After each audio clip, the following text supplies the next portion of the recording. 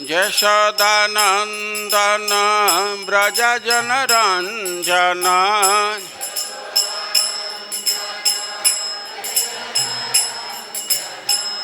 यमुनतीरा वनचारी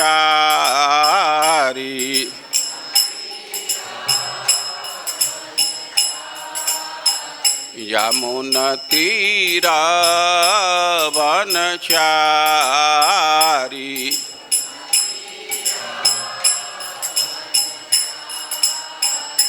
जय राधा माधव कुंज विहारी।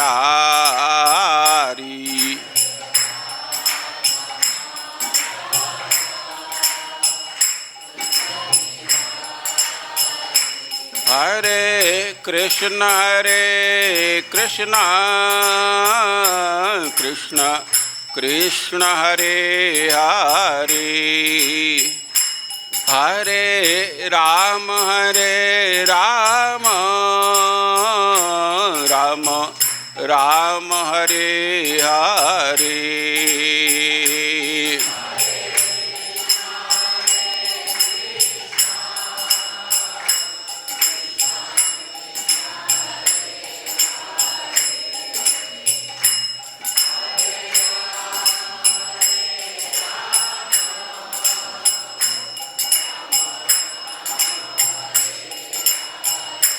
हरे कृष्ण कृष्ण कृष्ण हरे हरे हरे राम राम राम हरे हरे।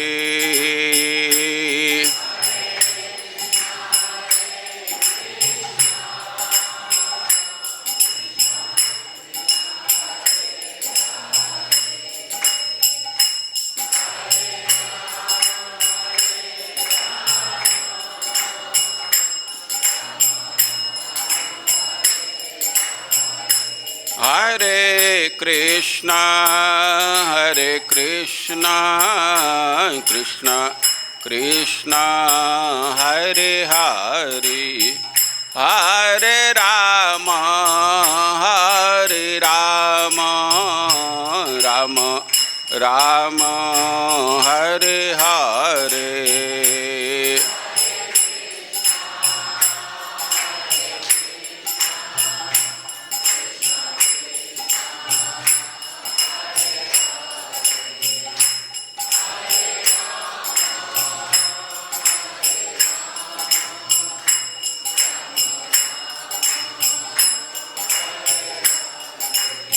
हरे कृष्ण कृष्ण कृष्ण हरे हरे हरे राम राम राम हरे हरे।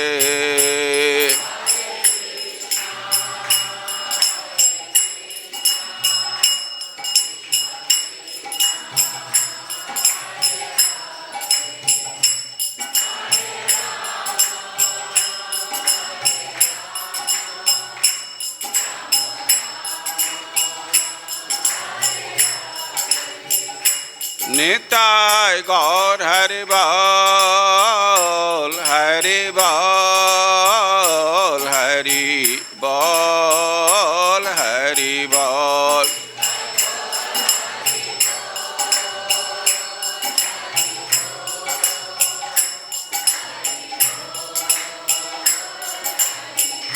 जय जय प्रभुपाद प्रभुपाद प्रभुपाद प्रभुपाद।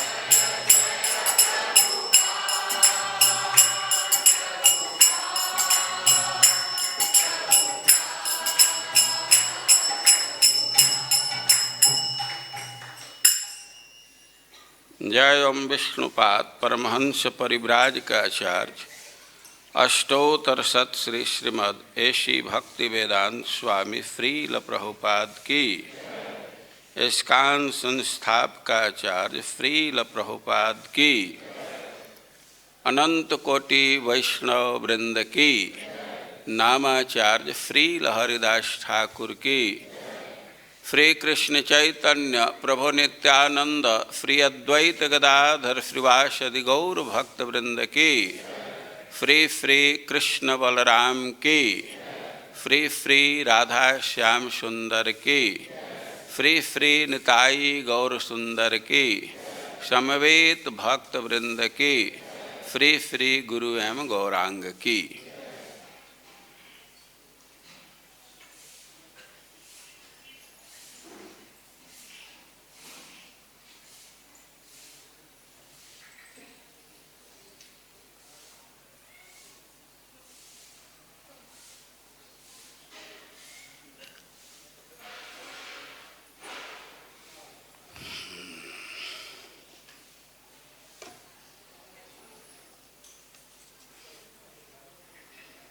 कथा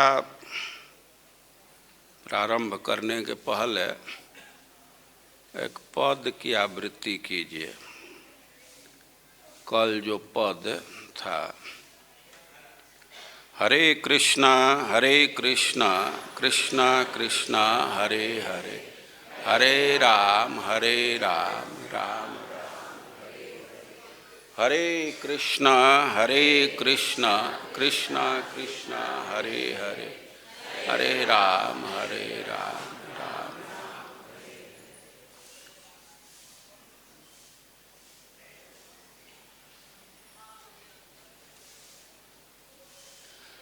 कवो ब्रज बाँचत नाहि न पाती, कवो ब्रज बाँचत नाहि न पाती, कत लिख लिखे पठवत नंद नंदन, कठिन विरह की काती, कत लिख लिखे पठवत नंद नंदन, कठिन विरह की काती, कवो ब्रज बाँचत नाहि न पाती।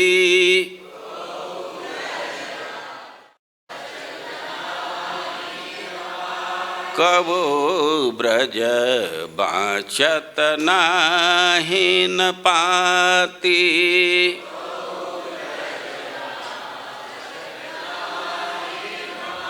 कत लिख लिखे पठवत नंद नंदन, कठिन विरह की काती,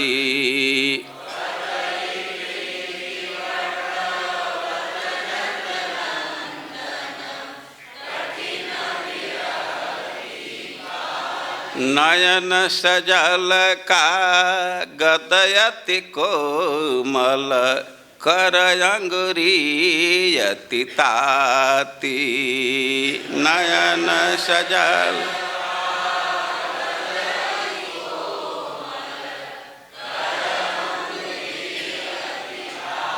नयन सजल का गदयति कोमल, कर अंगुरीयति ताती,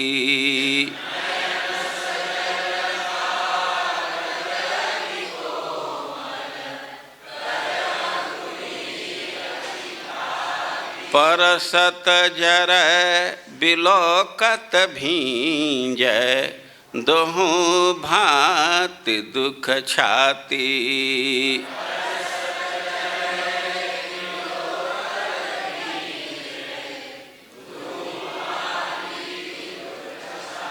परसत जरै बिलोकत भींजै, दोहु भांति दुख छाती,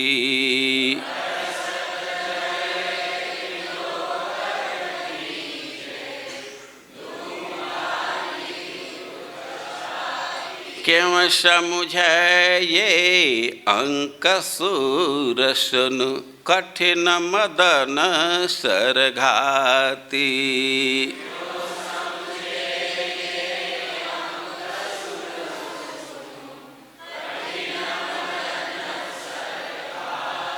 क्यों समुझे ये अंक सुरसन कठिन मदन सरघाती।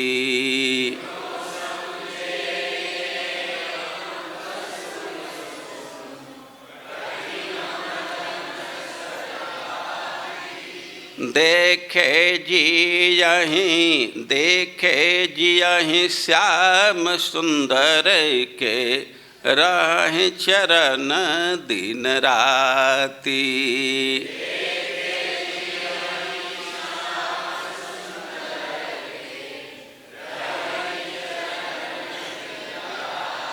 देखे जियहीं श्याम सुंदर के राह चरण दिन राती।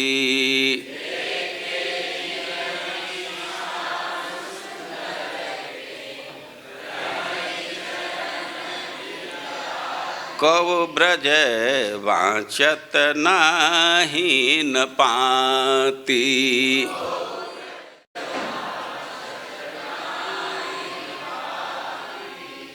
ब्रज में कोई कृष्ण के संदेश को, कृष्ण के पत्र को पढ़ नहीं पा रहा। ये क्या कठिनाई है।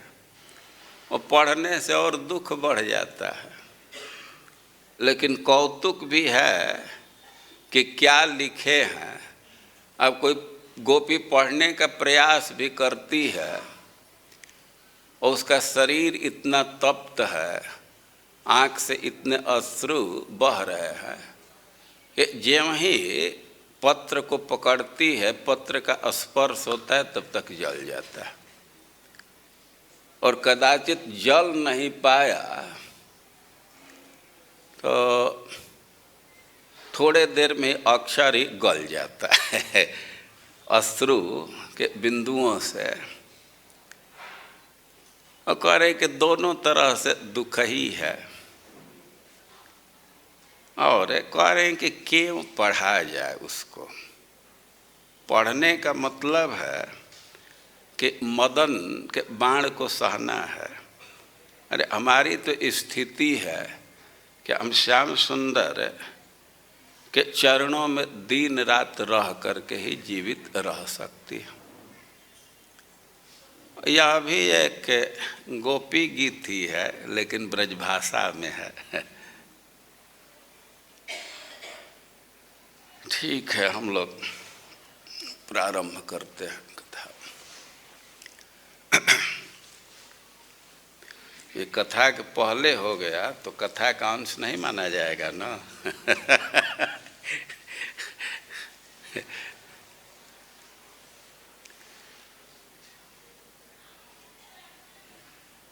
ओम अज्ञानतिमिरान्धस्य ज्ञानाञ्जनशलाकया चक्षुरुन्मीलितं येन तस्मै श्रीगुरवे नमः। हे कृष्ण करुणा सिन्धो दीनबन्धो जगत्पते गोपेश गोपिका कांत राधा कांत नमस्तुते। तप्त कांचन गौरांगी राधे वृंदावनेश्वरी वृषभानुसुते देवी प्रणमामि हरिप्रिय। नमो महावदान्याय कृष्ण प्रेम प्रदायते कृष्णाय कृष्ण चैतन्य नाम्ने गौरत्विषे नमः। श्री चैतन्य मनोभीष्टं स्थापितं येन भूतले सोऽयं रूपः कदा मह्यं ददाति स्वपदान्तिकं। वाञ्छाकल्पतरुभ्यश्च कृपा सिन्धुभ्यैव च पतितानां पावनेभ्यो वैष्णवेभ्यो नमो नमः। जय श्री कृष्ण चैतन्य प्रभो नित्यानंद श्री अद्वैत गदाधर श्रीवासादि गौर भक्तवृंद। हरे कृष्णा कृष्ण कृष्ण हरे हरे, हरे राम राम राम हरे। हम लोग आवृत्ति करेंगे श्रीमद् भागवतम के 10वें स्कंध के 47वें अध्याय का 58 नंबर का श्लोक। Shrimad Bhagavatam 10th canto chapter 47 text 58। ओम नमो भगवते वासुदेवाय।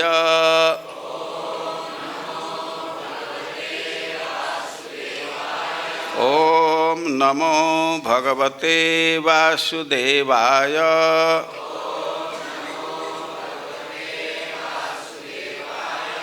ओम नमो भगवते वासुदेवाय।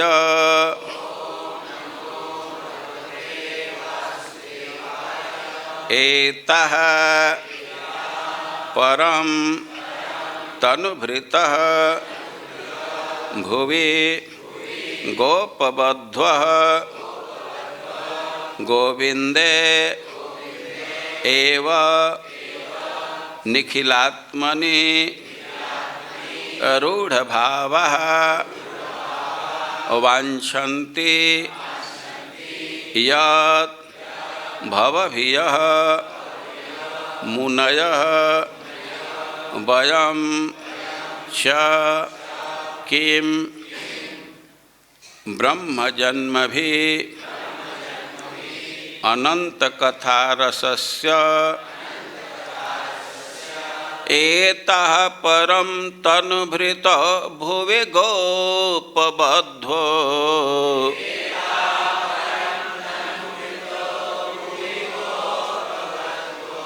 एतः परं तनुभृतो भुवि गोपबध्वो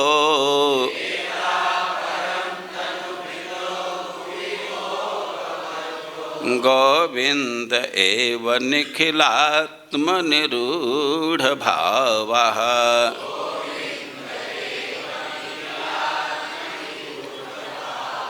वाञ्छन्ति यद्भवभिय मुनयो वयं च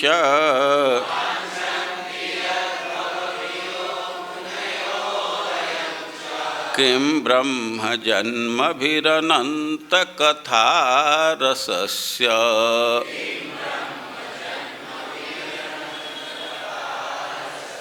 एतः परं तनुभृतो भुवि गोपबध्वो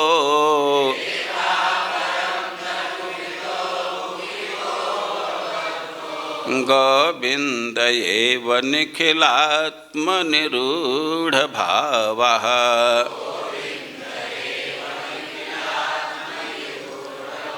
वाञ्छन्ति यद्भवभिय मुनयो वयं च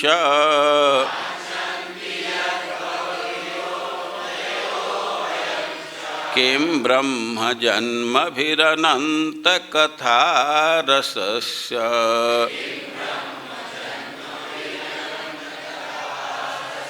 एतः परं तनुभृतो भुवि गोपबध्वो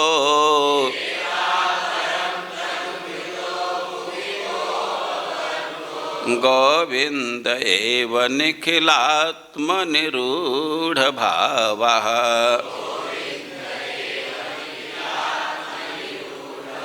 वाञ्छन्ति यद्भवभिय मुनयो वयं च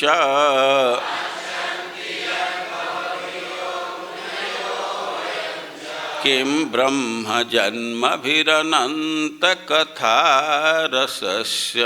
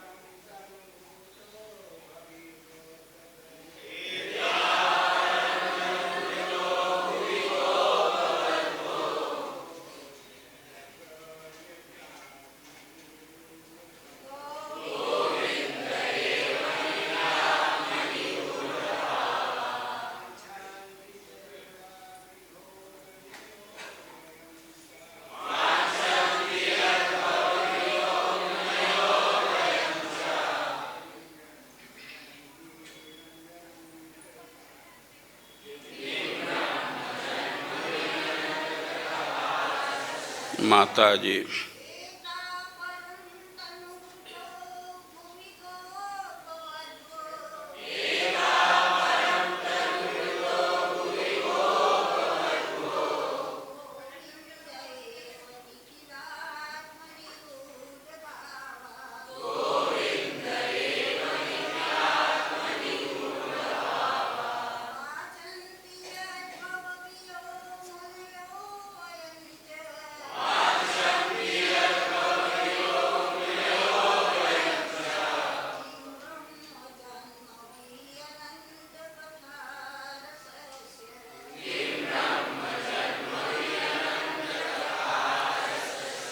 एतः ये स्त्रियां परम अकेले तनु अपने शरीर भृतः ठीक से पालती हैं। भुवि पृथ्वी पर गोपबद्ध्वः ये युवती गोपियाँ गोविंदे भगवान गोविंद में एव एकांत रूप से निखिल सबके आत्मनि आत्मा रूढ़ पूर्ण भाव प्रेम पूर्ण आकर्षण वांछन्ति चाहती हैं यत् जो भव भौतिक जगत भीयः भयभीत मुनयः मुनिगण वयम हम च भी किम क्या लाभ ब्रह्म ब्राह्मण के रूप में या ब्रह्मा के रूप में जन्म लेने से अनंत अनंत भगवान की कथा के रसस्य रसिक के लिए। अनुवाद। उद्धव ने गाया, पृथ्वी के समस्त मनुष्यों में ये गोपियां ही वास्तव में अपने देहधारी जीवनों को सफल बना है, क्योंकि इन्होंने भगवान गोविंद के लिए शुद्ध प्रेम की पूर्णता प्राप्त कर ली है। इस भौतिक अस्तित्व से डरने वालों बड़े बड़े मुनियों तथा हम सब को इनके शुद्ध प्रेम की लालसा बनी रहती है। जिसने अनंत भगवान की कथाओं का आस्वादन कर लिया है, उसके लिए उच्च ब्राह्मण के रूप में या साक्षात ब्रह्मा के रूप में भी जन्म लेने से क्या लाभ। तात्पर्य। श्रील विश्वनाथ चक्रवर्ती बतलाते हैं कि यहाँ पर ब्रह्म जन्म भी शब्द 3 बार जन्म लेने का सूचक, वीर्य द्वारा, 1 वीर्य द्वारा, 2 जनेऊ संस्कार द्वारा तथा 3 यज्ञ दीक्षा द्वारा। ये सभी शुद्ध कृष्ण भावनामृत की बराबरी नहीं कर सकते।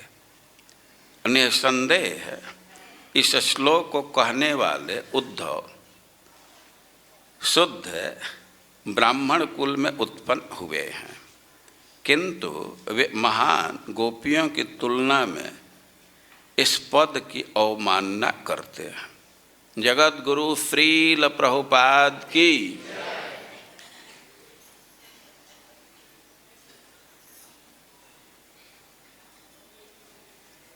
हम लोग उद्धव की उक्ति पर विचार करेंगे। हम लोग कल सुन चुके हैं, उद्धव जी गोपियों के व्यवहार को ध्यान पूर्वक देखें। गोपियों के अनेक व्यवहारों को देखे, खास करके उनके दिव्योन्माद की अवस्था को देख करके, उनके प्रजल्प को सुन करके वे उनके स्थिति का अनुमान कर लिए और बहुत प्रसन्न हुए और उनके सम्मान में श्लोक बोले। 5 श्लोक गाए हैं। जगऊ मतलब उच्च स्वर से इसको गा गा करके बोल रहे। एक बार आप लोग साथ में इस श्लोक को बोलिए, सब लोग साथ में। एता परम तनुभृत भुवि गोपबध्व गोविंद एव निखिलात्मनिरूढ़ भावा वाञ्छन्ति यद्भवभिय मुनयो वयं च किं ब्रह्म जन्मभिरनंत कथारसस्य। उद्धव जी क्षत्रिय वंश में जन्म लिए। वृष्णिवंशी लोग क्षत्रिय हैं। उद्धव जी कह रहे हैं, उद्धव जी के विषय में कह रहे हैं सुखदेव गोस्वामी कि दृष्टैव मादि गोपीनाम कृष्णावेशात्म विक्लवम। कृष्ण के आवेश से गोपियों के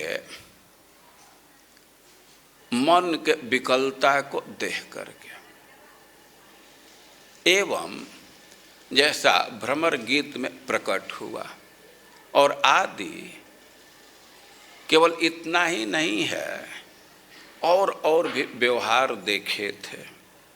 उद्धव परमः प्रीतः, उद्धव जी बहुत प्रसन्न है। ऐसे उन्नत भक्तों का दर्शन हो रहा है, अपने सौभाग्य के तरफ विचार करके बहुत प्रसन्न है। और नमस्यत निदम जगौ, बहुत प्रसन्न है। प्रसन्नता के मारे उनको नमस्कार करते हुए गान करने लगे। नमस्य, नमस्कार करते हुए तुरंत एक प्रश्न खड़ा कर देंगे जो वर्णाश्रम का बहुत आग्रह रखते। वर्ण और आश्रम की व्यवस्था वैदिक है। उद्धव क्षत्रिय वंश के हैं और गोपी नाम, गोपियों की स्थिति को देख रहे हैं और ताह उन गोपियों को नमस्कार कर रहे हैं। कोई क्षत्रिय कुल में जन्म लिया है तो वर्ण व्यवस्था के अनुसार और उसके लिए नमस्य ब्राह्मण है। नमस्य मतलब नमस्कार करने लायक, बार बार ये शब्द आएगा। प्रणम्य, प्रणाम करने लायक। ये क्षत्रिय हैं और वर्ण व्यवस्था के अनुसार तो इनके लिए नमस्य ब्राह्मण है। और ये गोप की स्त्रियों को नमस्कार कर रहे हैं। अरे गोप को नमस्कार करते तो शायद कुछ टोलरेट भी कर लेते वर्णाश्रम वाले, लेकिन गोप के स्त्रियों को नमस्कार कर रहे हैं। तुरंत एक प्रश्न खड़ा हो जाएगा कि ऐसा क्यों कर रहे हैं? ये तो वैदिक सिद्धांत के अनुसार अन्याय है, अनुचित है। और उद्धव ऐसे विद्वान व्यक्ति अनुचित काम क्यों कर रहे हैं? उद्धव जी कह रहे हैं कि ना, यह बिल्कुल उचित है, इसमें किसी प्रकार का कोई अनौचित्य नहीं है। क्योंकि वर्णाश्रम की एक दृष्टि है लेकिन दूसरी भी दृष्टि है। भक्ति का जो सिद्धांत है तो वर्ण आश्रम से ऊपर है। भक्ति वर्ण आश्रम के बंधन नहीं है। और जो व्यक्ति भगवान की भक्ति कर रहा है तो वही सबसे श्रेष्ठ है। वो कह रहे हैं कि एतः परम तनुभृत। एतः ये जो स्त्रियां हैं तो सबसे श्रेष्ठ शरीरधारी हैं। और भगवान शरीर दिए हैं और इसका कुछ असाइनमेंट है, इसके लिए कुछ कर्तव्य दिए हैं। ऐसे ही फालतू में शरीर नहीं दिए हैं।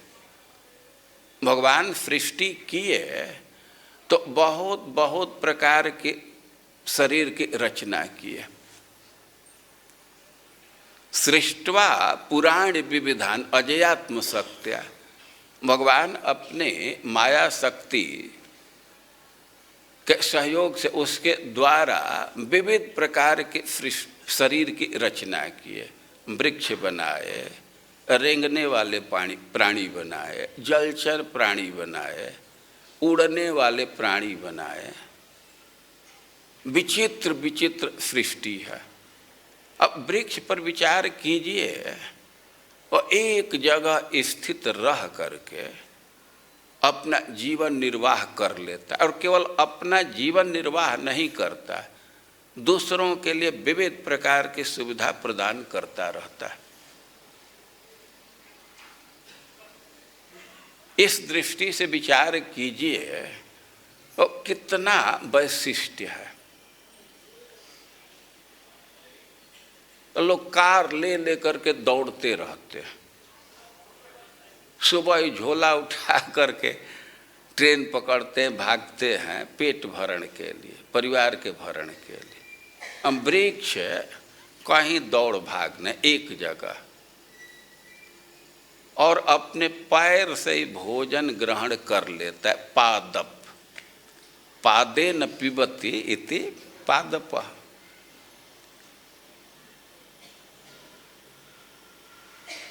वृक्ष बनाए और भी प्राणी हैं, जलचर प्राणी बनाए। हम लोगों को 2-3 मिनट पानी में रहना कितना कठिन है।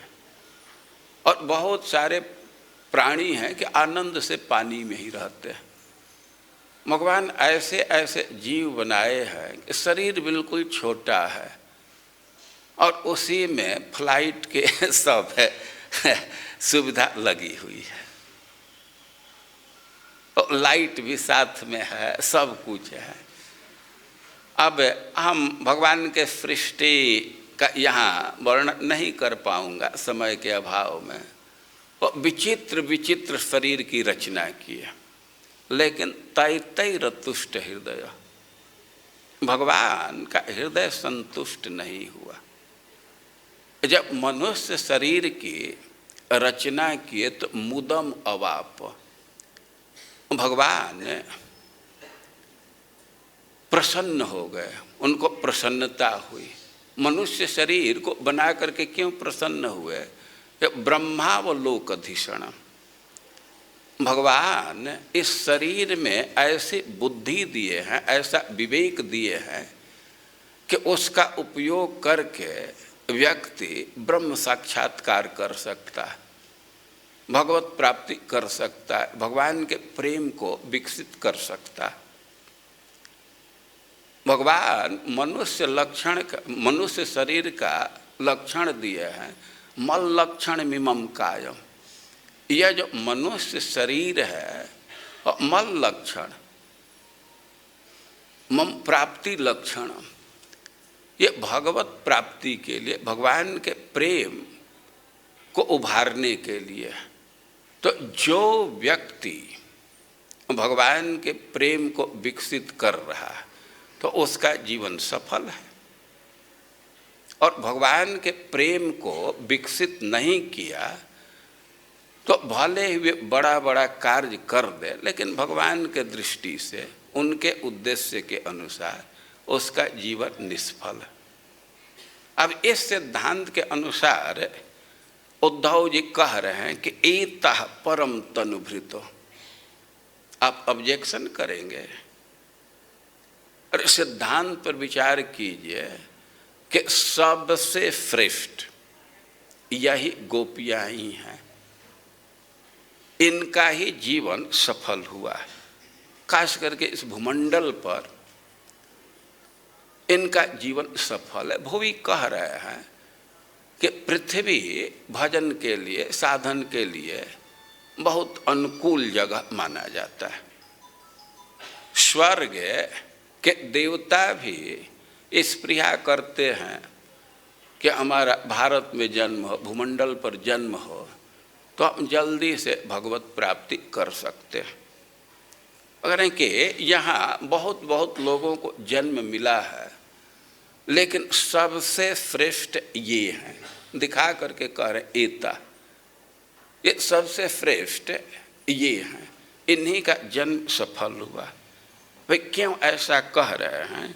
तो गोविंदे एवं निखिलात्मने रूढ़ भावा, क्योंकि भगवान गोविंद में जो सबके प्रियतम हैं, सबके प्रिय हैं, उनमें इनका भाव रूढ़ हो गया, बहुत उन्नत भाव को प्राप्त किए,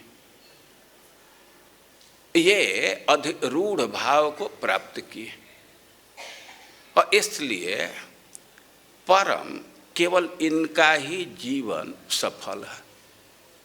और जो लोग यज्ञ कर रहे हैं, होम कर रहे हैं, बहुत सदाचार का जीवन जी रहे हैं, लेकिन भगवान के प्रेम को नहीं प्राप्त किए, तो उनका जीवन सफल नहीं माना जाएगा। तो सबसे श्रेष्ठ, सबसे सफल व्यक्ति ये हैं, क्योंकि गोविंद में इनका भाव रूढ़ है। और जिस भाव वांछन्ति यद भवभियो मुनयो वयं च, यानी कि जिस भाव को कृष्ण के प्रति जो प्रेम है, और उसको मुमुक्षु लोग इच्छा करते, वांछन्ति, जो संसार से मुक्त होना चाहते हैं, और उनको मुमुक्षु कहा जाएगा। भवभिय, अब जो भव बंधन से भयभीत हैं, इससे मुक्त होना चाहते। और मुनय, कोई कोई व्यक्ति हैं कि मनन में लगे हुए हैं, चिंतन में लगे हुए हैं, उनको संसार से कोई भय नहीं है, वे मुक्तात्मा हैं। और वयम च, उद्धव जी कह रहे हैं कि हम लोग भी, उद्धव जी का संकेत है कि जो नित्य सिद्ध परिकर हैं, तो 3 ग्रुप का उल्लेख कर रहे हैं। भवभिय, जो मुमुक्षु हैं, मुनय, जो मुक्तात्मा हैं, और वयम, संकेत की जो नित्य परिकर हैं। तो वे भी जिस भाव को वांछन्ति, इच्छा करते, प्राप्त नहीं करते। बहुत बड़ी बात कह दिए। मुमुक्षु और मुक्तात्मा के बात तो एक सीमा तक समझ में बात समझा जा सकता है, लेकिन वयम च, जो नित्य परिकर हैं, वे भी गोपियों के स्तर को प्राप्त नहीं कर सकते। गोपियों का जो प्रेम है, वो नित्य परिकरों में भी नहीं है। कल एक व्यक्ति प्रश्न कर रहे थे, भरत जी का प्रेम श्रेष्ठ है कि गोपियों का प्रेम श्रेष्ठ है? एक बात समझ लेना चाहिए कि कोई किसी स्तर का भक्त है, किसी प्रकार भगवान की भक्ति कर रहा है, वो श्रेष्ठ है। चाहे वह किसी कामना से, यहाँ तक किसी के हिंसा की कामना से भी भक्ति से कनेक्टेड है, तो श्रेष्ठ है। भक्ति की इतनी महिमा है कि जो इसके संपर्क में आए वो श्रेष्ठ है। और सब भक्त श्रेष्ठ हैं, सबका सम्मान करना होता है। साधु समाज में प्रचलन है इस बात का कि भाई कोई तुलसी दल है तो कोई कोई पत्ता बहुत बड़ा होता है, कोई छोटा होता है, लेकिन सब पवित्र है, सब पूज्य है। तुलसी जी का छोटा पत्ता भी है तो वह भी पूज्य है। तो उसी प्रकार कोई भी भक्त है, कैसा भी भक्त है, वो पूज्य श्रेष्ठ है। बेस मात्र का सम्मान करते, भगवान भी सम्मान करते। और राक्षसी गोपी ड्रेस पहन करके आ गई। भगवान जानते थे सब चीज कि काहे को आई है, लेकिन अब गोपी ड्रेस पहन करके चली गई थी तो ड्रेस का सम्मान करके उसको माता का गति प्रदान कर दिया। और सब भक्त श्रेष्ठ हैं, लेकिन जहाँ तुलना की बात है तो हम तो बार बार कहते हैं गोपियों के बराबरी, गोपियों की तुलना करना किसी भक्त से वैसे ही है जैसे कोई सरसों और पहाड़ से तुलना करने लगे। मस्टर्ड जो तेल है, सरसों राई कहते हैं यहाँ, उस राई और छोटा माना जाता है। तो राई और पहाड़ का कोई तुलना करे वैसे तुलना करना है गोपियों के साथ। और गोपियों में भी राधा रानी की बराबरी कोई गोपी नहीं कर सकते। ये सब सिद्धांत बिल्कुल स्थापित, और बहुत विचार करने की आवश्यकता नहीं है। आप रास का प्रसंग सुनते हैं और करोड़ों करोड़ों गोपियां रास में भाग ली, लेकिन एक व्यक्ति के लिए करोड़ों का त्याग कर दिया गया।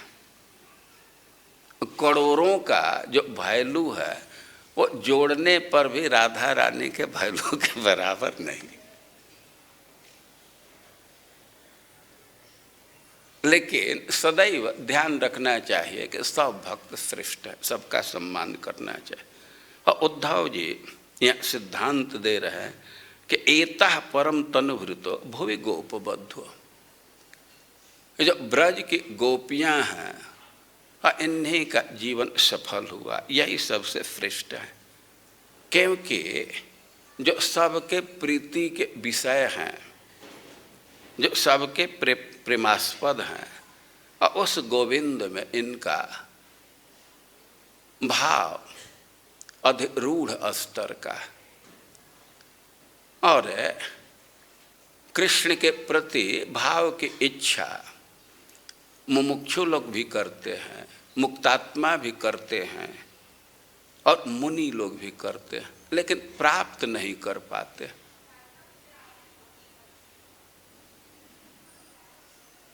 वयम ये भगवान के परिकर हैं, सखा हैं, नित्य साथ रहते हैं। उद्धव जी का यह पोजीशन है कि भगवान को सलाह देते हैं। कोई विषम स्थिति आ जाती है तो भगवान पूछते हैं कि इस समय हमको क्या करना चाहिए।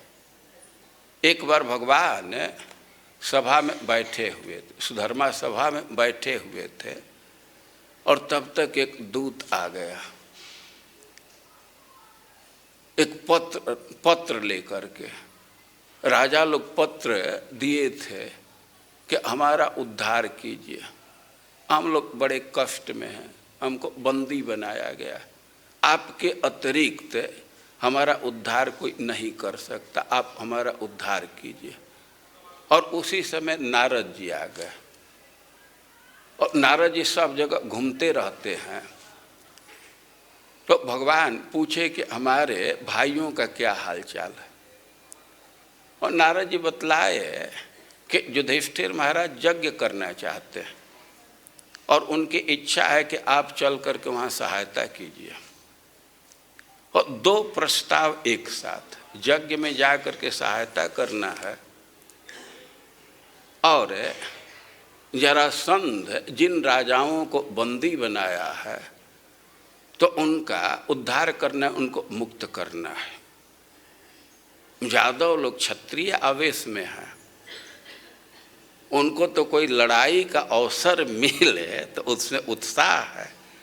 अब सभा में खास करके जो युवक के लड़के थे, क्षत्रिय युवक यादव थे, तो तुरंत उत्साहित हो गए। क्षत्रिय का धर्म है त्राण करना, अभी चलना चाहिए। अभी हम लोग सेना लेकर के चले और भगवान ने उद्धव जी से पूछे कि क्या करना चाहिए। उद्धव जी बतलाए कि दोनों कार्य महत्वपूर्ण है, लेकिन जरासंध से लड़ाई करना ठीक नहीं। उद्धव जी बुद्धिमान व्यक्ति थे, उसके बल का एस्टिमेट कर लिए और समझ गए कि इससे यादव सेना की क्षति होगी। लड़ाई करने जाते तो बहुत सारे यादवों का संहार हो जाता, और सफलता मिलती नहीं मिलती ये अलग की बात है। और उद्धव जी सलाह दिए कि ना, ये दोनों कार्य अलग अलग नहीं है, दोनों तो एक दिशा में है। राजसूय यज्ञ करना है तो जरासंध पर विजय करना ही होगा। तो दोनों दो दिशा में नहीं है, एक ही दिशा में है। लेकिन इतना मैं जरूर कहूँगा कि युद्ध करना ठीक नहीं है। मैं जरासंध के व्यक्तित्व को जानता हूँ, और उससे द्वंद्व युद्ध कराइए, भीम से युद्ध कराइए, सेना को वहाँ लगाने से लाभ नहीं होगा। और ब्राह्मण वेश में जा करके युद्ध की याचना कीजिए। यदि आपका सहयोग रहेगा, आपका सानिध्य रहेगा, तो भीम उसको पराजित कर देंगे।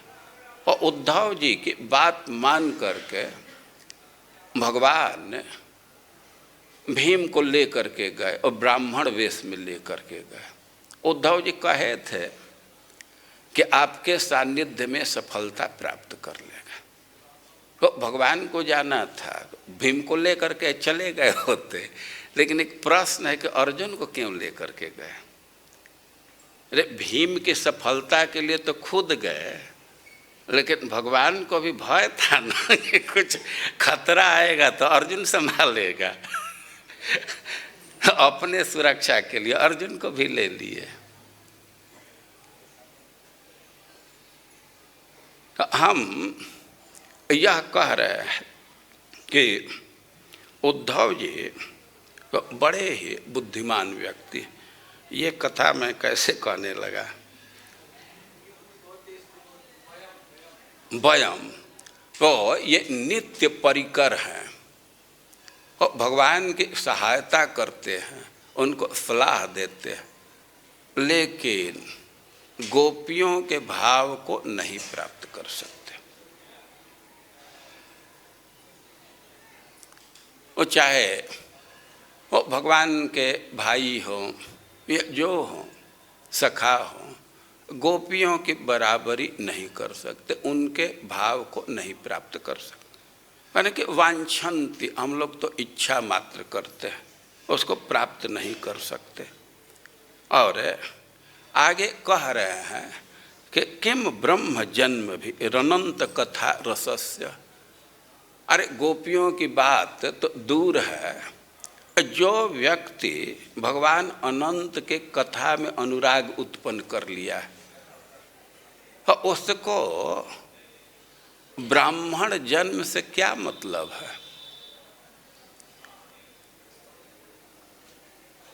वर्णाश्रम बनाया गया है, लेकिन इसका उद्देश्य है भक्ति को प्राप्त करना। यह सीढ़ी जैसा, श्रील प्रभुपाद जी लिखे हैं कि वर्णाश्रम इज फुटिंग स्टेप। यह एक तो सीढ़ी जैसा है, पैर रह करके भक्ति को प्राप्त करना है। तो कह रहे हैं अनंत कथा रसस्य, जो भगवान अनंत के कथा में अनुराग उत्पन्न कर लिया है, तो उसको ब्राह्मण के जन्म से क्या प्रयोजन है, और बहुवचन में प्रयोग कर रहे हैं ब्रह्म जन्म भी, क्योंकि ब्राह्मण का जन्म 3 बार माना जाता है। जैसे माता पिता से प्रथम जन्म है, रजवीर्य से व्यक्ति के देह का जन्म होता है, तो ब्राह्मण का भी जन्म वैसे ही होता है। लेकिन अब इस स्तर पर देखा जाए तो कोई बहुत अंतर नहीं है। वो माता पिता से तो गधा का भी जन्म हो जाता है, लेकिन ब्राह्मण को अंतर करने वाला द्विजाति संस्कार, जनेऊ संस्कार किया जाता है, तो उससे अब वो भिन्न हो जाता है। और द्विजाति संस्कार के बाद कोई यज्ञ करना है तो उसके लिए फिर एक दीक्षा होती है। तो 3 जन्म माना जाता, इसी से बहुवचन का प्रयोग किया। इन कह रहे हैं कि जो भगवान अनंत के कथा में अनुराग उत्पन्न कर लिया, तब उसको ये ब्रह्म जन्म की क्या आवश्यकता है। चाहे वह शौक्र जन्म हो, सावित्र जन्म हो या याज्ञिक जन्म हो, उससे क्या उसको मतलब, या ब्रह्म जन्म भी। अरे कथा में अनुराग हो गया तो ब्रह्मा के जन्म से भी उसको क्या प्रयोजन है। इससे सृष्टि में सबसे उन्नत व्यक्ति ब्रह्मा जी माने जाते हैं। अब कथा में अनुराग हो गया तो ब्रह्मा जी के जन्म से क्या प्रयोजन, उसके क्या आवश्यकता है। ब्रह्म जन्म भी, यहाँ भी बहुवचन का प्रयोग लिया जाएगा। तो एक ब्रह्मा जी के जन्म के गौरव के प्रति ये बहुवचन का प्रयोग किए हैं। या दूसरा अर्थ लिया जाएगा कि अरे एक बार ब्रह्मा का जन्म नहीं, अनेक बार ब्रह्मा का जन्म मिले, फिर भी उसे क्या प्रयोजन है। जो भगवान की कथा में अनुराग उत्पन्न कर लिया, तो जो भगवान के कथा में अनुराग प्राप्त कर लिया, उसको ही किसी शरीर का आग्रह नहीं है। और फिर कथा का जो फल है, कथा की जो सिद्धि है, अब उसको गोपियाँ नित्य प्राप्त की हैं। कथा का जो फल है गोपियों के साथ नित्य सिद्ध है। तो ऐसे गोपियों के विषय में किसी परिवार का, किसी जन्म का विचार डालना कोई प्रासंगिक नहीं है। अनंत कथा रसस्य, अनंत शब्द प्रयोग कर रहे हैं। इसका आशय यह है कि भगवान के माधुरी अनंत है। अब उस माधुरी का कोई आस्वादन कर रहा है तो शरीर के कोई महत्व नहीं है, उधर कोई ध्यान नहीं है। अनंत कथा रसस्य, भगवान के गुण अनंत है, उनके माधुरी अनंत है। जो व्यक्ति कथा का रस पा गया है तो बोलता रहता है और कथा समाप्त होने वाली नहीं है। संकर्षण देव हजारों फण से भगवान का गुणगान कर रहे हैं, लेकिन अब तक भगवान के महिमा का वे अंत नहीं कर पाए, अंत आगे भी नहीं कर पाएंगे। तो उनके माधुरी के तरफ निर्देश करते हुए अनंत कथा रसस्य, भगवान के लिए अनंत शब्द का प्रयोग किया। भगवान के कई एक स्वरूप हैं, खास करके 2 स्वरूप की बहुत चर्चा होती है। एक को निर्विशेष रूप कहते हैं और एक को सविशेष कहते हैं। एक को निर्गुण ब्रह्म कहते हैं, एक को सगुण ब्रह्म कहते हैं। 2 स्वरूप है। और ब्रह्मा जी 10वें स्कंध में बोले हैं कि जो निर्गुण ब्रह्म है तो उनका ज्ञान तो संभव है, जरूर कठिन है लेकिन असंभव नहीं है। उनका ज्ञान हो सकता है। भाई कैसे ज्ञान होगा? तो कह रहे हैं कि तथापि भूमन महिमा गुणस्यते विबोधमर्हत अमलांतरात्म भी। यदि अपने मन से कामना को पूरा पूरा हटा दिया जाए, चित्त अमल हो जाए और अविक्रियात, अब उसमें कोई विक्रिया नहीं होगी, और स्वानुभवात अरूपत यनन्य बोधात्मतया न चान्यथा, हम निर्गुण ब्रह्म का ज्ञान कर सकते हैं अपने वृत्ति का विस्तार करके, वृत्ति को शुद्ध करके। हमारे चित्त में वासना है और वृत्ति बाधित हो जाती है, लेकिन यदि चित्त को वासनाहीन कर दिया जाए, कोई अवरोध न रहे, तो ब्रह्म का निवास तो हृदय में है, तो चित्त तदाकार हो जाएगा, ब्रह्माकार हो जाएगा। सारे उपाधि का निराश कर देने से, जो कि बहुत कठिन है, लेकिन चित्त तदाकार हो जाएगा और ब्रह्म का ज्ञान हो जाएगा। देखिए, इस संसार के ज्ञान में और ब्रह्म के ज्ञान में थोड़ा अंतर होता है। हमें अब इस विषय में बहुत जानकारी नहीं, अध्ययन नहीं है, लेकिन फिर भी संसार का जो ज्ञान है तो उसका एक प्रोसेस है कि जैसे घड़ा का ज्ञान लेना है तो बुद्धि से तो केवल घड़ा का अज्ञान दूर होता है। घड़ा को हम देख रहे हैं तो हमारी जो इंद्रियां हैं घटाकार होती हैं,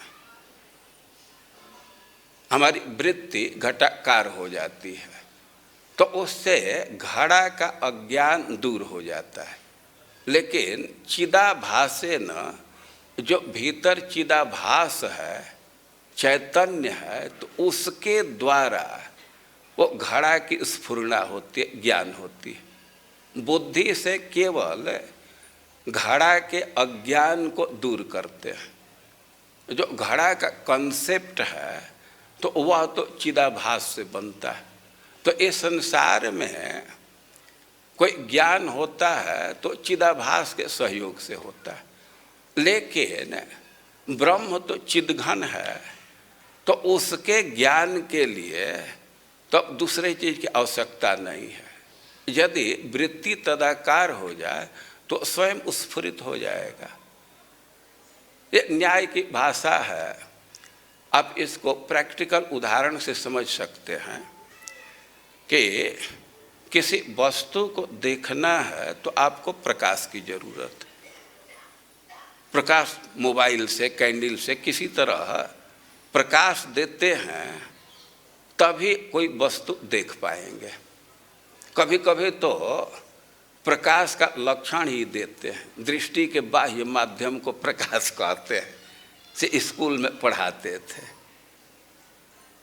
और कोई वस्तु देखना है तो प्रकाश की आवश्यकता है, लेकिन सूर्य को देखना हो तो उसके लिए प्रकाश की आवश्यकता पड़ेगी।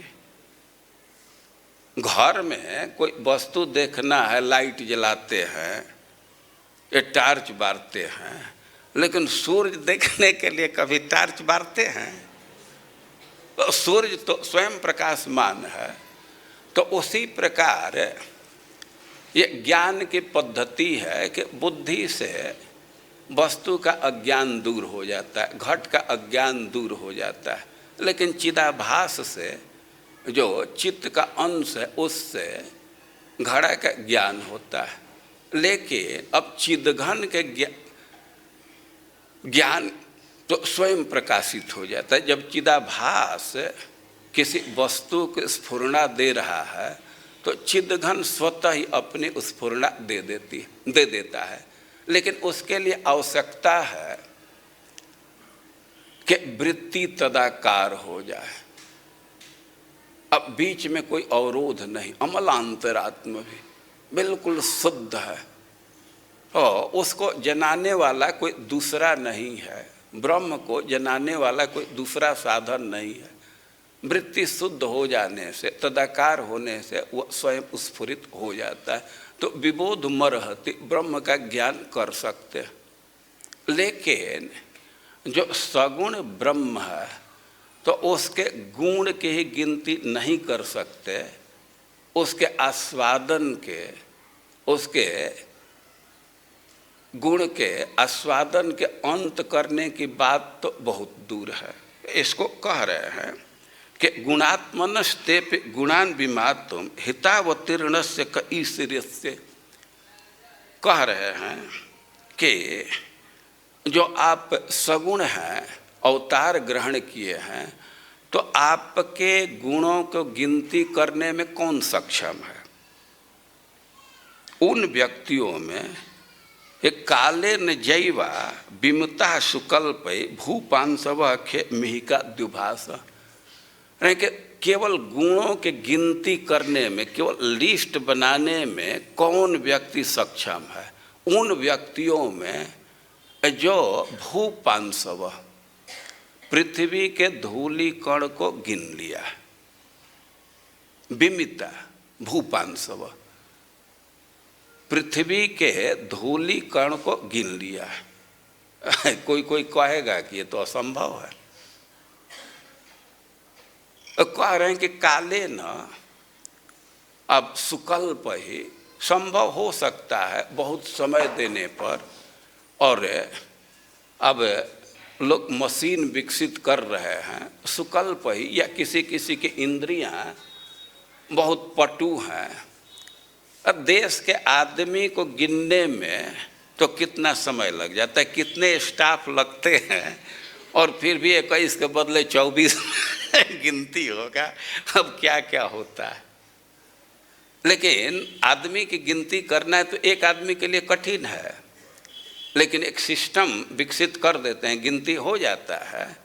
वो कह रहे हैं कि काले न सुकल्प ही, हो सकता है कि बहुत पटु इंद्रिय वाले और बहुत समय तक गिनती करते रहें तो पृथ्वी के धूली कण को गिन ले।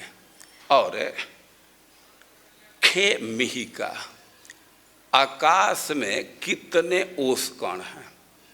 अभी आप सुबह निकलेंगे तो जिधर जाइए घास पर ओस कण दिखेंगे ना, तो कह रहे हैं कि इसको नहीं, जो इसका स्टॉक है, ये ऊपर से ही आते हैं ना, तो स्टॉक के जो गणना कर लिया है। खेप मिहिका, ये जो घास पर है इसकी गिनती की बात नहीं कह रहे, जो इसका स्टॉक है तो उसके गिनती कर लिया है। और द्युभाष, जितने नक्षत्र हैं तो उससे जितने किरण निकल रहे हैं। अब फिजिक्स वाले अच्छा से इसको समझेंगे, कोई भी नक्षत्र है तो अनवरत किरण निकल रहा है ना, तो कितना किरण निकला नक्षत्रों से, सूर्य से, चंद्रमा से, तारा से, तो उसकी जो गिनती कर चुका है। आकाश में कितने ओस कण का भंडार है उसकी गिनती कर चुका है। और पृथ्वी पर कितने धूली कण हैं इसकी गिनती कर चुका है। वो ऐसे व्यक्ति में कौन ऐसा है कि भगवान के गुणों को गिनती कर सके? साधारण लोगों की बात नहीं कर रहे हैं, जो बहुत समय दे करके पटु इंद्रिय से पृथ्वी के धूली कण को गिन लिया, आकाश के ओस कण को गिन लिया, नक्षत्रों के किरण को गिन लिया। ऐसे व्यक्तियों में कौन है जो भगवान के गुणों के केवल गिनती कर सके, केवल लिस्ट बना सके? तो भगवान के गुण अनंत हैं, उनकी माधुरी अनंत है, तो इसलिए उनके लिए शब्द दिए अनंत। अनंत कथा रसस्य, या दूसरे ढंग से अर्थ करें तो अनंत कथा और रसस्य, और रसस्य भगवान अनंत की कथा में जो रस नहीं लिया, जिसको रस नहीं मिल रहा, तो उसको ब्रह्म जन्म से क्या लाभ हो गया? ब्रह्मा जी का जन्म मिला और भगवान की कथा में रस ही नहीं आया, तो उससे क्या लाभ हुआ? कोई उसको फायदा नहीं हुआ। या खूब अच्छा से संस्कार किया गया और भगवान के कथा में रस नहीं प्राप्त किया, तो उस संस्कार से क्या लाभ हुआ? कोई उससे लाभ नहीं है। और उद्धव जी शरीर के विषय में कह रहे हैं कि जो व्यक्ति भगवान के प्रेम को विकसित किया तो वह तो सफल जन्मा है, उसका जीवन सफल है, और सब बेकार है।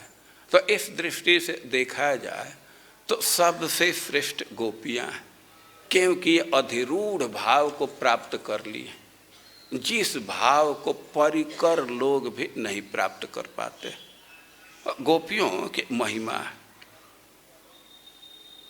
इस विषय में स्पष्ट रूप से समझ लेना चाहिए कि भक्ति के क्षेत्र में शरीर का कोई महत्व नहीं है। भक्ति स्वतंत्र है और किसी शरीर को अपना अधिष्ठान बना सकती है, चाहे वो शूद्र का शरीर हो, स्त्री का शरीर हो, ब्राह्मण का शरीर हो, राजा का शरीर हो, रंक का शरीर हो, किसी भी शरीर को भक्ति अपना अधिष्ठान बना सकती। जैसे भगवान अवतार ग्रहण करना चाहते हैं, कोई रोक सकता है?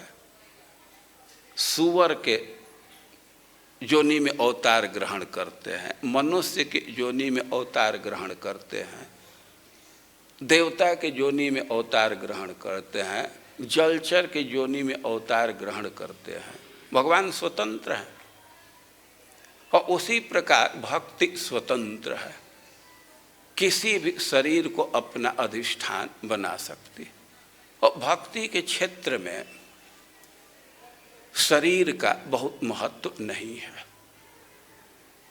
भगवान राम जंगल में गए और जंगल में गए और अपने भक्तों के आश्रम पर जा रहे थे। कई एक ऋषियों के आश्रम पर गए।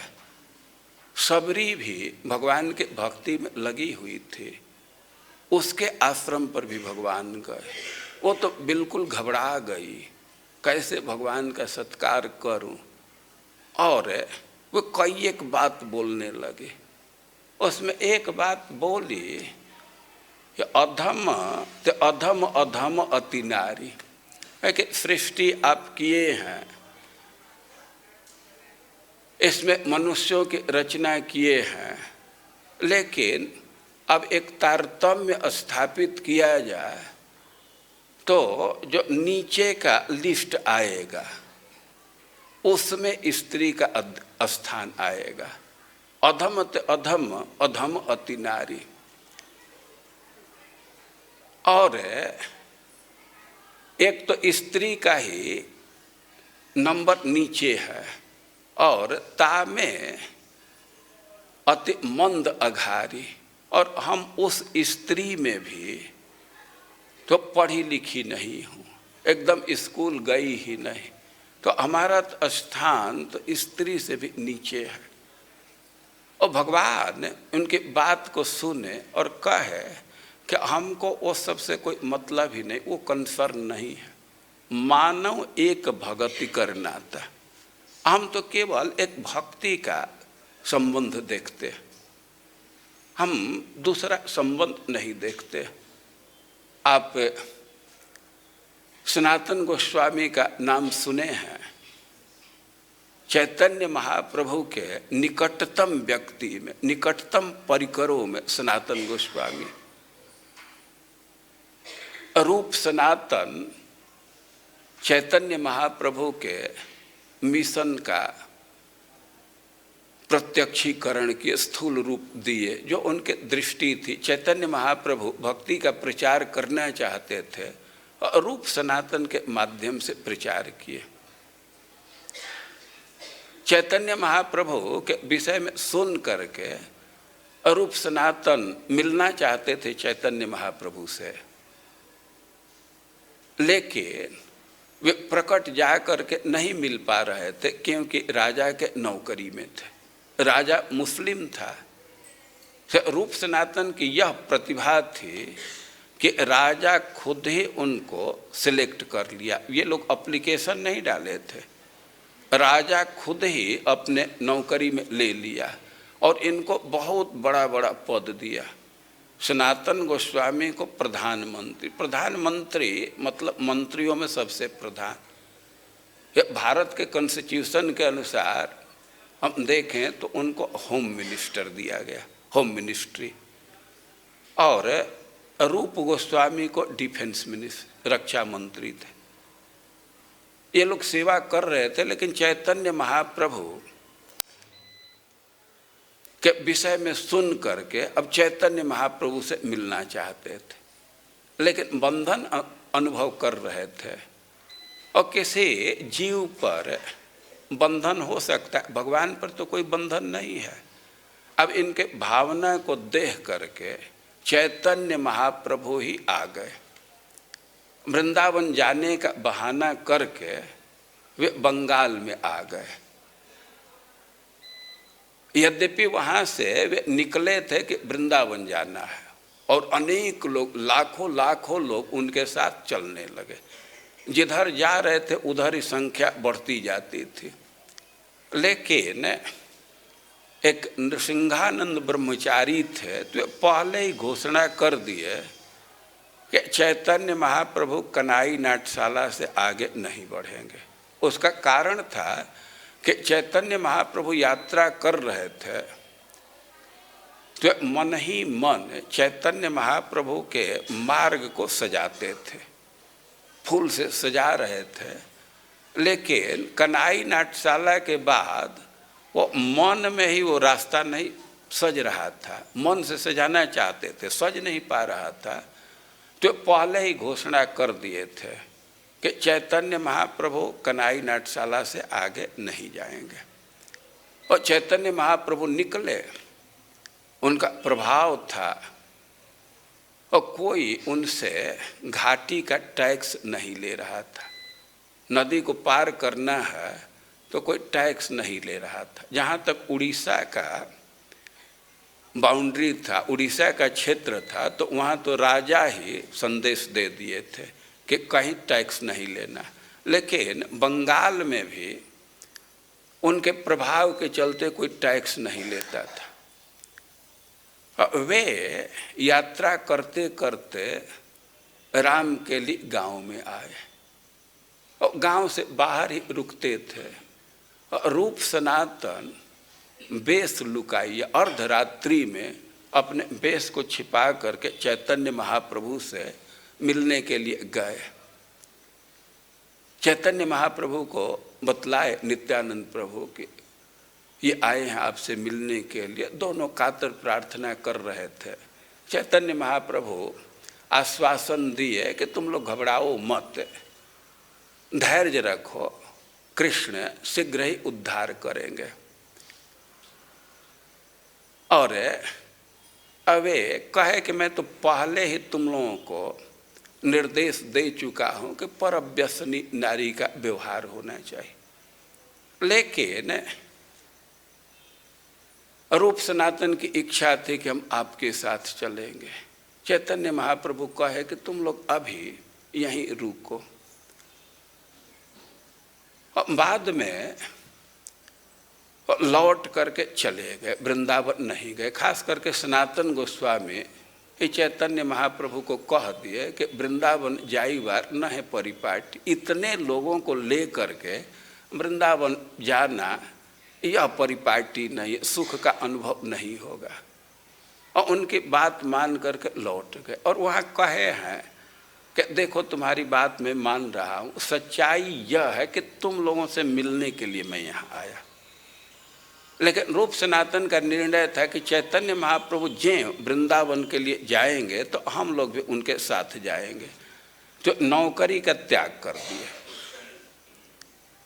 अरूप गोस्वामी, और क्या इस समय VCR कहते हैं, वॉलंटरी रिटायरमेंट ले लिए।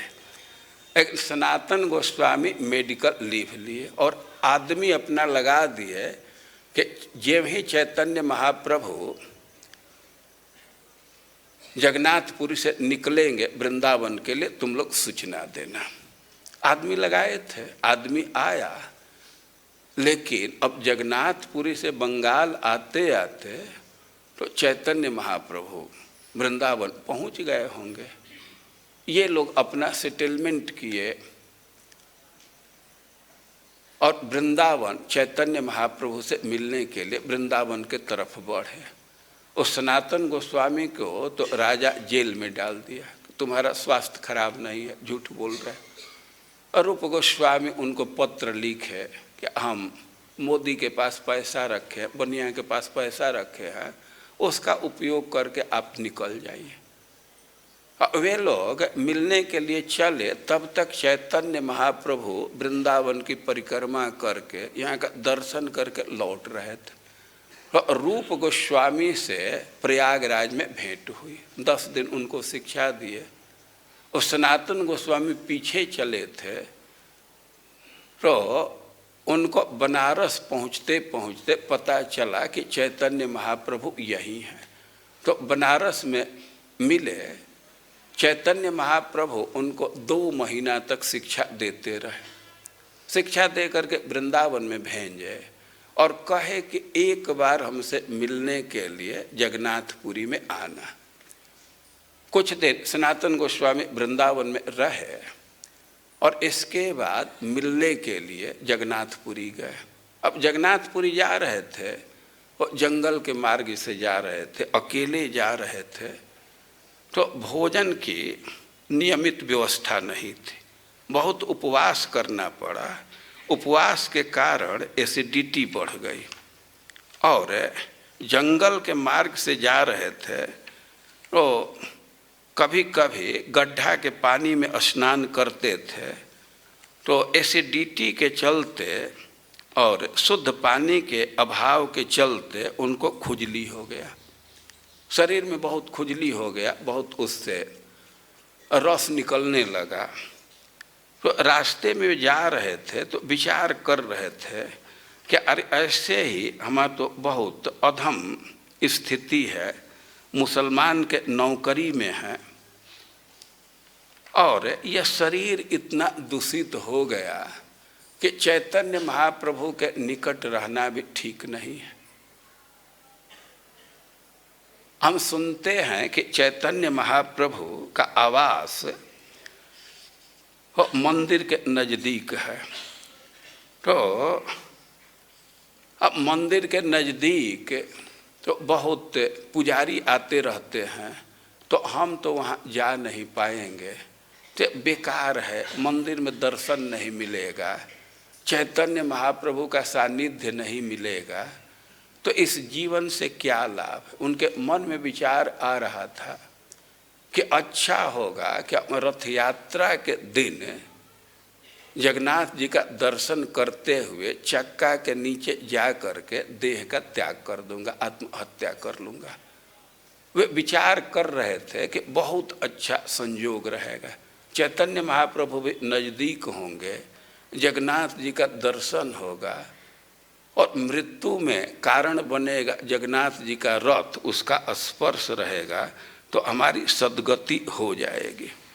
तो ऐसा विचार कर रहे थे। वहाँ पहुँचे, पहुँच करके हरिदास के विषय में पूछे कि कहाँ है, पता चला उनके पास गए और चैतन्य महाप्रभु वहीं आ गए।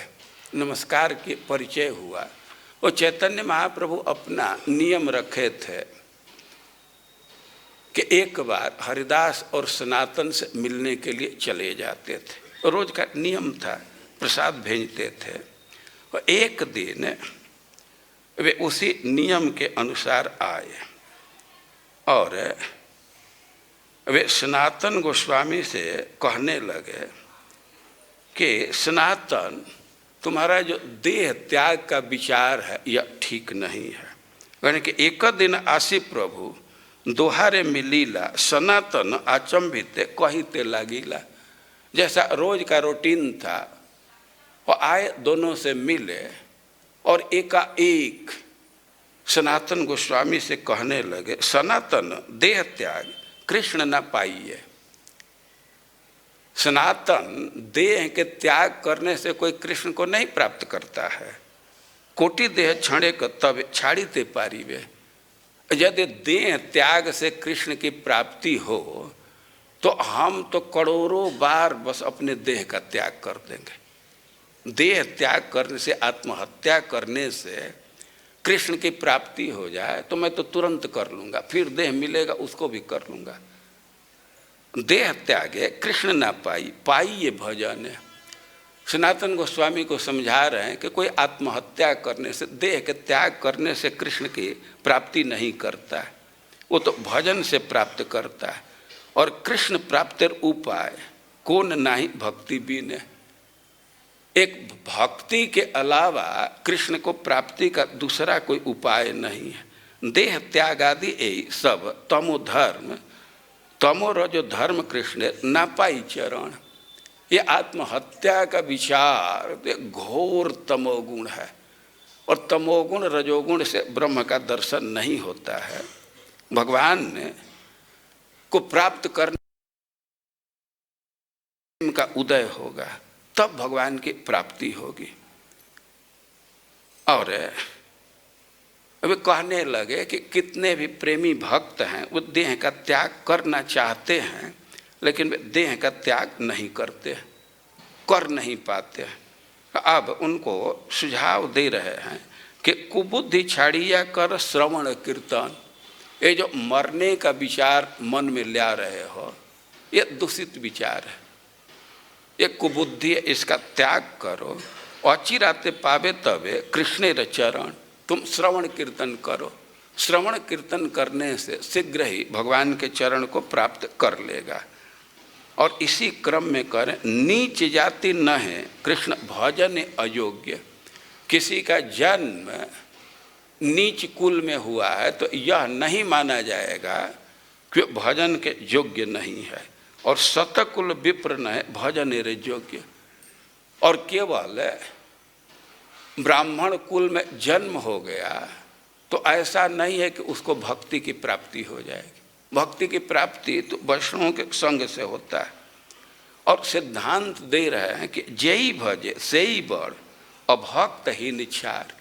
जो भगवान की भक्ति करता है वह श्रेष्ठ है और जो भगवान की भक्ति नहीं करता है तो गया बीता है। कृष्ण भजने नहीं जाति कुल आदि विचार। कृष्ण के भक्ति में जाति कुल का विचार नहीं है। उद्धव जी इस सिद्धांत के अनुसार बोल रहे हैं, इतः परम तनुभृतो। ये जो गोपियां हैं यही सबसे श्रेष्ठ शरीरधारी हैं, यही प्रणम्य, यही नमस्य है। देह का बहुत महत्व नहीं है। आप लोग गरुण जी के विषय में सुने हैं। गरुण जी भगवान के परिकर हैं। उनके जन्म पर भी विचार कीजिए तो उनका जन्म विचित्र है। 1000 वर्ष तक अंडे में रहे, 1000 वर्ष के बाद उनका जन्म हुआ। कश्यप के 2 पत्नी, अनेक पत्नी हैं, उसमें 2 कद्रु और विनता।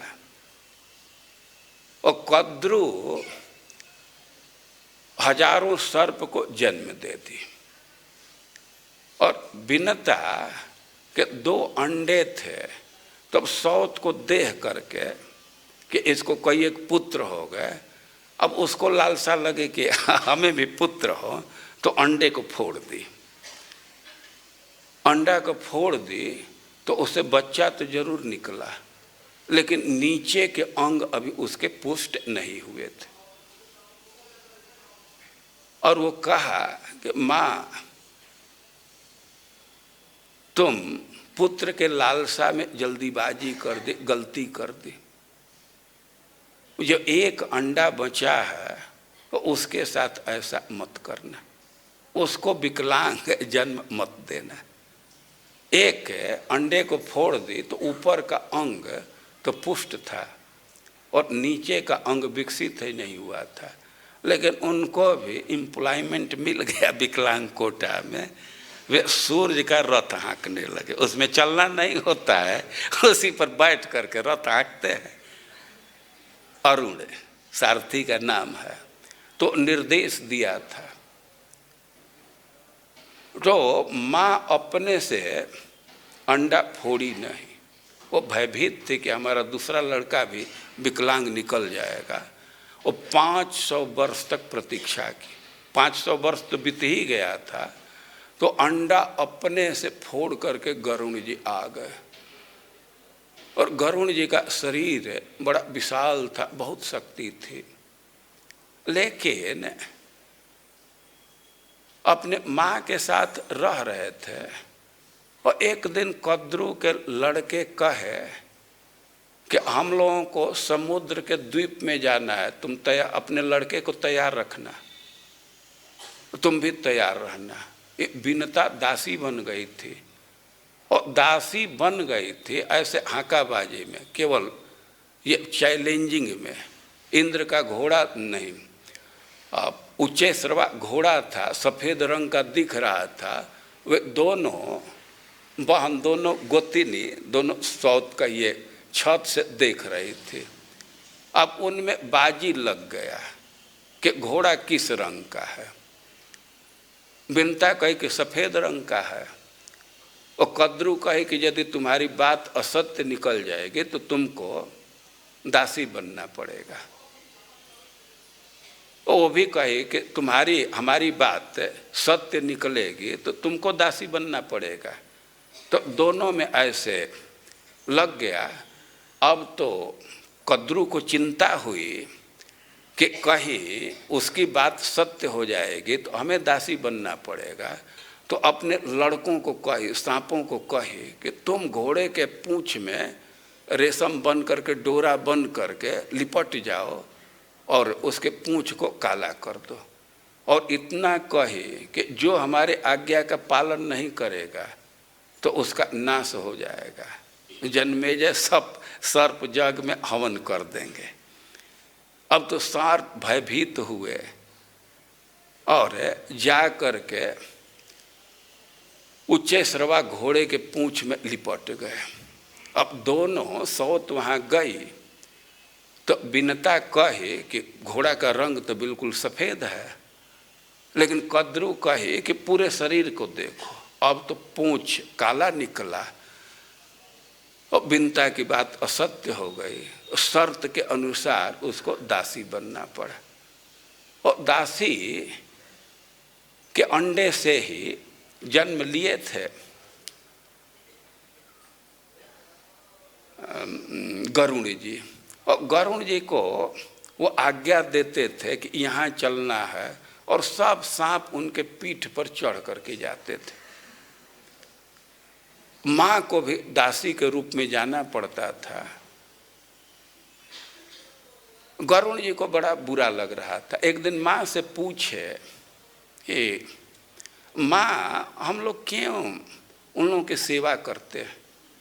तो माँ बतलाई कि बाजी हार चुकी हूँ, शर्त हार चुकी, हम लोग दासी हैं, तो इसलिए हम लोगों को सब उनका सेवा करना पड़ता है, उनके आज्ञा का पालन करना पड़ता है।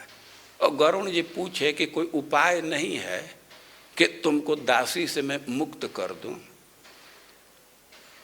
बिनता कहे कि तुम सर्पों से बात करो। तो सर्पों से बात की कि भाई हम आपका क्या हित करें कि हमारे माँ को एक कद्रू दासी से मुक्त कर दे। सर्प लोग कहे कि तुम अमृत ला करके, स्वर्ग से अमृत ला करके हम लोगों को दे दोगे तो तुम्हारी माँ को मुक्त कर देंगे, तुम भी मुक्त हो जाओगे। अब गरुण जी के लिए कोई कठिन काम नहीं लग रहा था। वो सोचे कि स्वर्ग से ला करके दे दूंगा, काम पूरा हो जाएगा। तो अपने माँ से कहे कि माँ, हमको स्वर्ग जाना है अमृत लाने के लिए। थोड़ा नाश्ता की व्यवस्था कर देती, आखिर रास्ते में खाने के लिए कुछ चाहिए। माँ कहे कि बेटा वो रास्ते में निषादों की बस्ती है, तो वहीं से तुम खा लेना। एक चीज़ ध्यान रखना कि ब्राह्मणों को मत खाना।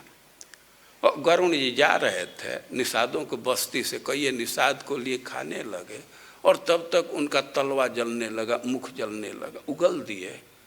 और संजोग से एक ब्राह्मण को निगल गए थे, उनका तलवा जलने लगा, निगल दिए। अब आगे वे किसी को खाए नहीं, लेकिन उनका पेट भरा नहीं, काम भर ईंधन नहीं डाल पाए। अपने पिताजी के पास गए, कि पिताजी हमको स्वर्ग जाना है, आप तो तपस्वी हैं, ज्ञानी हैं, कोई बतलाइए कि हम कोई नाश्ता करके जाएं, कोई खाद्य सामग्री बतलाए। और कश्यप जी बतलाए कि बेटा एक सरोवर है और वहाँ एक कछुआ है और एक हाथी है और दोनों आपस में लड़ते रहते हैं, तो उन्हीं को तुम खा करके और चले जाना। वो दोनों पहले भाई थे, हिंसा के लिए झगड़ा किए तो दोनों सांप दे दिए थे, तो एक कछुआ बन गया था और एक हाथी बन गया था। लेकिन कछुआ 3 योजन ऊंचा था। 3 योजन का मतलब हुआ 12 किलोमीटर। कछुआ की ऊंचाई 12 किलोमीटर और उसका घेरा गोलाई 10 योजन। 10 योजन मतलब नहीं, ये तो 3 योजन ऊंचा, तो 3 योजन का मतलब हुआ 12 कोस, और 12 से फिर 3 का गुणा करेंगे कितना होगा, 36 किलोमीटर। 36 किलोमीटर ऊंचा था और गोला था।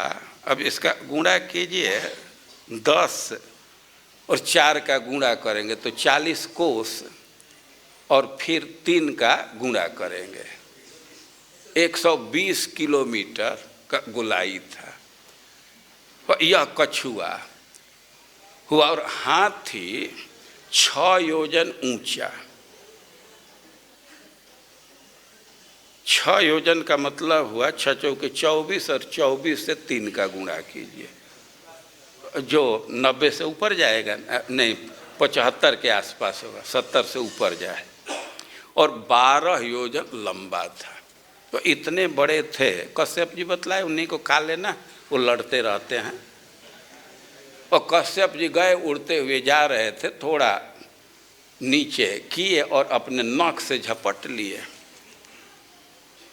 अब कछुआ को भी एक नख में फंसा लिए और हाथी को एक नख में फंसा लिए। अब सोच रहे थे कि कहीं वृक्ष पर बैठ करके खा लेंगे, तो उधर सुवर्ण गिरी था, तो उधर सोच रहे थे कि इसे वृक्ष पर जा करके खाएंगे। उधर ज्यों ही बढ़े और तब तक वृक्ष कांपने लगे। उनको भयभीत हो गए कि हम लोगों पर बैठ जाएंगे तब तो हम लोग धूरे धूर हो जाएंगे। हम वृक्षों के भय को देख करके और कश्यप जी उधर से लौटे आए। वे दूसरे पर्वत की तरफ जाने लगे, दूसरे वन की तरफ जाने लगे, तो एक बट वृक्ष था, वो अपने से प्रस्ताव दिया कि हमारा एक डाली 100 योजन लंबा है। 100 योजन मतलब 1200 किलोमीटर, ऐसा होगा ना, 4 तिहाई 12, तो कि इसी पर बैठ करके खा लीजिए। अब वो अपने से प्रस्ताव दिया तो गरुण जी उस पर बैठे।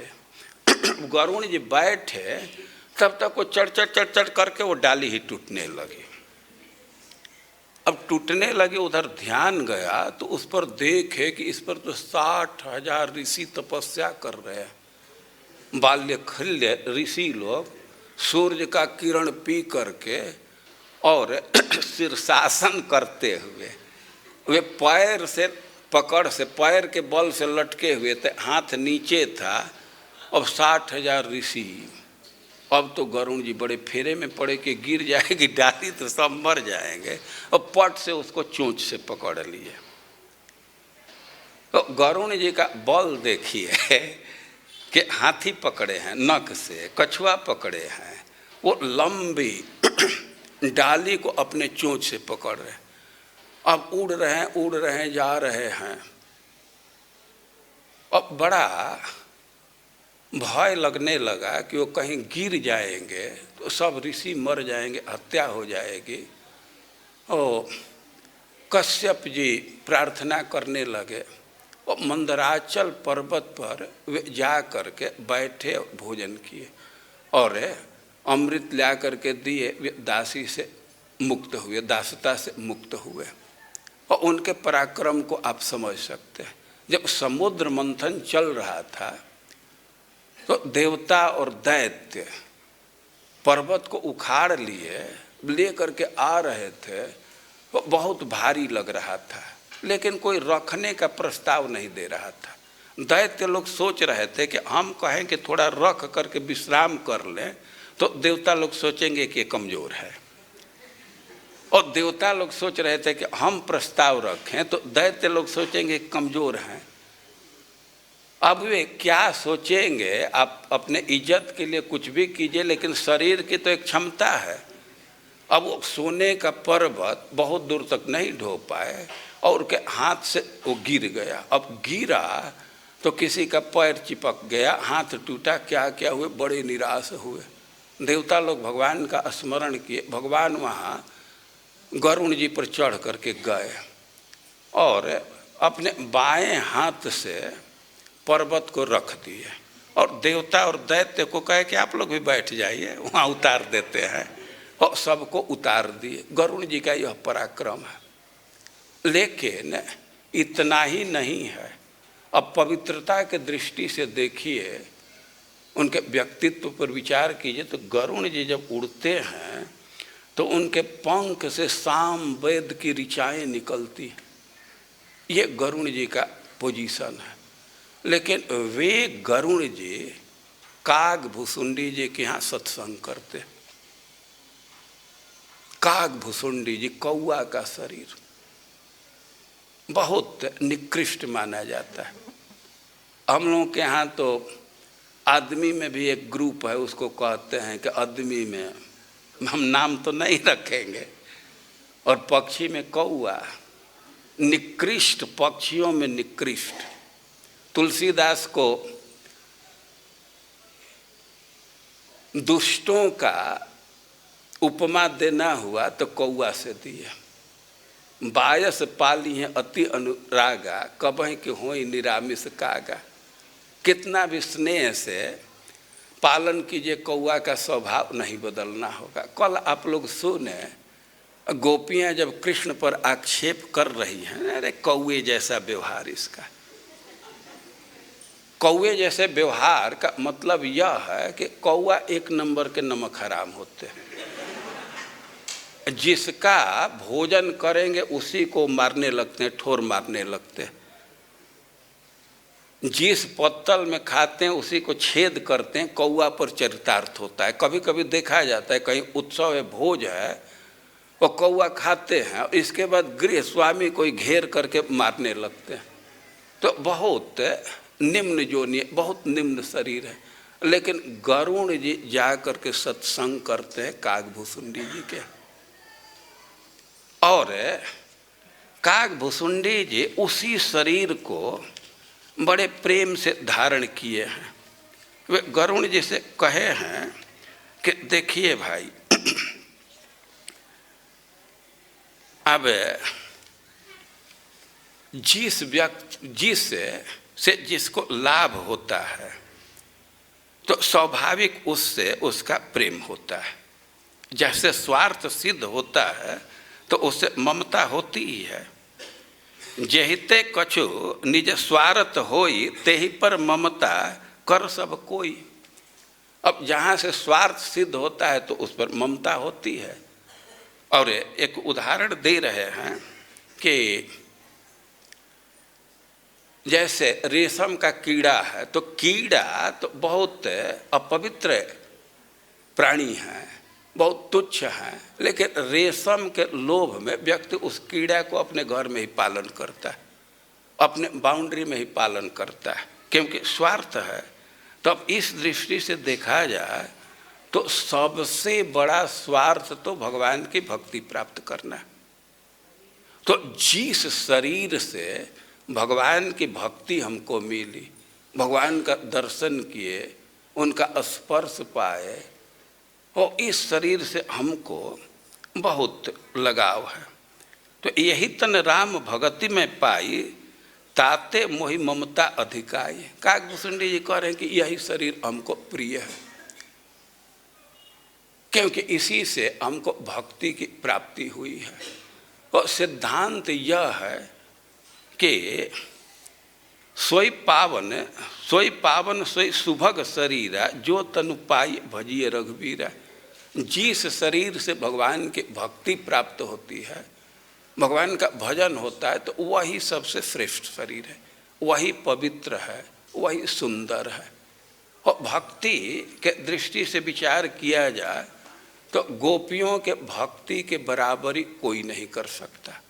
और इसलिए उद्धव जी कह रहे हैं कि एता परम तनुभृतो, वे सबसे शरीरधारी यही हैं, सबसे श्रेष्ठ शरीरधारी ये हैं, क्योंकि भगवान में अपने भाव को स्थापित किए। इनका नित्य सिद्ध भाव है, और जिस भाव की इच्छा तो मुमुक्षु लोग करते हैं, मुक्तात्मा करते हैं, या नित्य परिकर करते हैं, लेकिन प्राप्ति नहीं कर पाते। और सिद्धांत यह है कि जिसको भगवान की कथा में रस मिल गया और उसका शरीर का कोई आग्रह नहीं होता।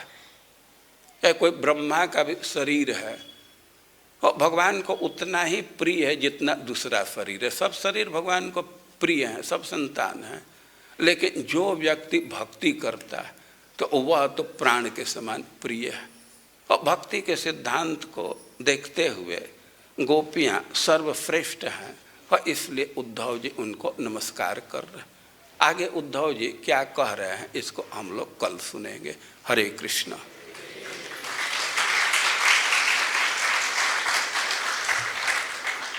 किसी को प्रश्न भी होगा तो कल ही पूछिएगा, आज समय नहीं है।